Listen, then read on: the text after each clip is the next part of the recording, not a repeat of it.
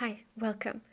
I'm very happy that you're here because I want to share my new nature journal with you all. I know that a lot of you are also very passionate about journaling or at least interested in it. And this is not really book related, but we're going to talk about books later. First, I want to show you my nature journal. I ordered a paper blanks Mira Botanica, and this is what it looks like. It has text on the cover, some flowers and plants, some bees and insects. And when I saw it, I thought it was going to be perfect. I also needed blank pages. It's the first time that I actually got blank pages because I don't like them. I like writing on lines or dots because otherwise I feel like it's not neat enough. But for this project, I really needed blank pages. I'm going to show you my first spread that I did. I just started it, so I only have one spread at the moment. And this morning I've been working on my second spread, and I want to finalize the new spread together. But first I want to show you the first that I ever did. I wish I could draw all those things and these beasts and insects, but my drawing isn't good enough, and I really want it to be a good representation of the real life animal. The first spread that I did was of the great tit, which is a little bird. And I want to make spreads of animals and insects that I see in nature. So it's going to be all Europe. I don't yet know if I should include animals and insects that I see on my travels. I may turn it around. It's just an idea, but turn the book around and start in the other direction, but I don't know yet.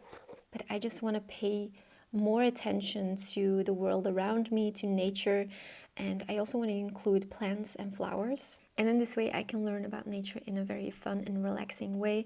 I also find it important that I can return to what I wrote down, because when I just see, for example, a bird in nature and I look it up, I will forget it. So this is another one of my journals I want to return to regularly, just so I can start memorizing things. So here is my first spread, and what I do is I just stick in stickers, and then I write down everything that I find online that I find interesting and that I want to remember. I saw this one in the garden when it was very great weather and I was sipping some tea in the early morning, and this little one visited me in the bushes right next to me. Now this morning I've been working on a spread and some research about the, let me see what's it called in English, the brimstone butterfly, which I also saw recently in the forest. And I did everything in pencil for the first draft because it's blank paper, and because sometimes I want to switch things around before I finalize everything. This is the final version, so what I want to do now is just replace everything with pen. And yes, we're gonna do this together.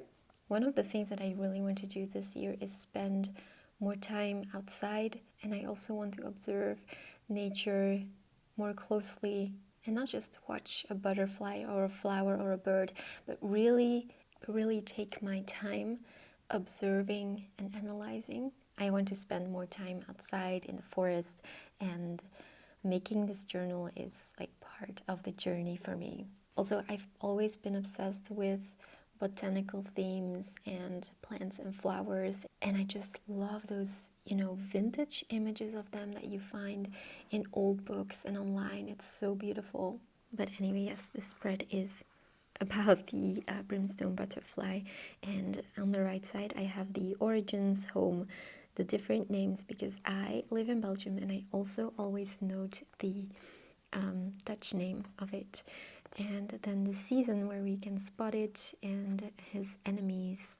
I've only done 2 spreads and I already feel so mesmerized and so impressed by how intelligent these insects and birds are.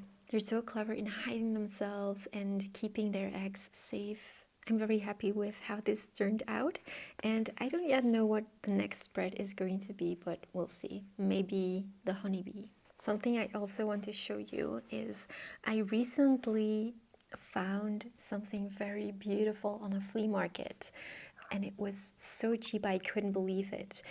I was looking for this specific set of dishware, and it is a botanical theme of plates and bowls and everything botanical, but they don't sell it anymore, so you can only find it secondhand. And I found this little bowl.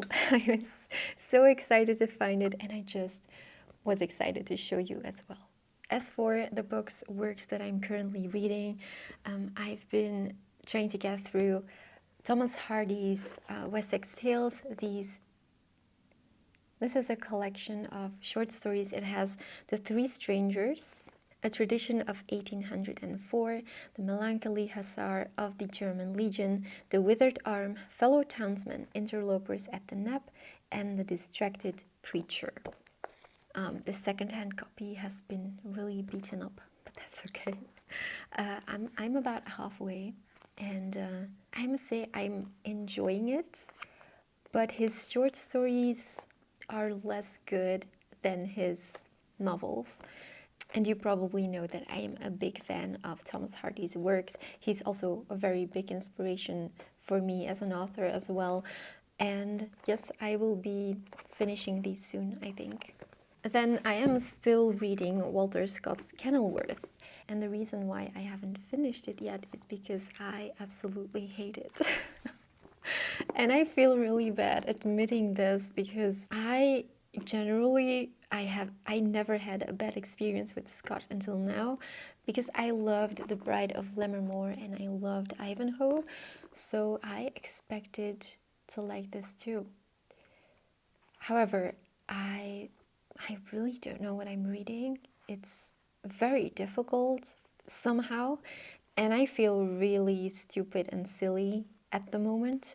But I am definitely going to finish it, because the reason why I picked this up is because I want to read a play by Victor Hugo that is based on this novel. So I really have to finish it. And I normally wouldn't push through. But one, I gave my money on this book, and two, I really want to read this before reading the play. So what I'm going to do is I'm going to decide how many pages a day I'm going to read. And it really doesn't matter if it's going to take me 1 month or 2 months longer than I hoped it would. I'm just going to go in small sections. I am now at page 90 and it's 400 pages. So yeah, 300 to go. What I am enjoying though is This Is Life by Christoph Galford. This isn't released yet. It's coming on the 25th of June this year. And I had this advanced reader's copy because I went to an event for work. And the publishing house had all these books that were wrapped in gift paper, and on the front was written the genre and what it was. And this book was wrapped saying nonfiction science. And so I picked nonfiction science, and this is what I got. And I must say I made such an amazing choice. I am 138 pages in. It is so good. I've been wanting to get into scientific topics more, and I'm feeling lucky to be able to read this before release, especially because it's so good. And I wonder if I should talk about this on the channel, because it's not what I normally read. The author was one of Stephen Hawking's graduate students. We actually travel back in time to when the world came into being, what it was that made everything. I've also already learned a lot about Charles Darwin. We get to know more about dinosaurs, how they came into being and how their lives were ended, and just how life began on Earth. The one thing that I really love about this is how accessible it is. When I first opened it up and saw charts like these and like scientific images, I thought this will be too difficult.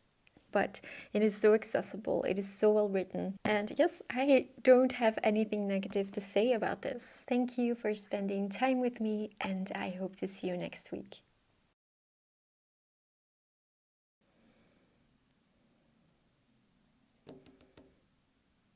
Thea, Thea, Thea, leave.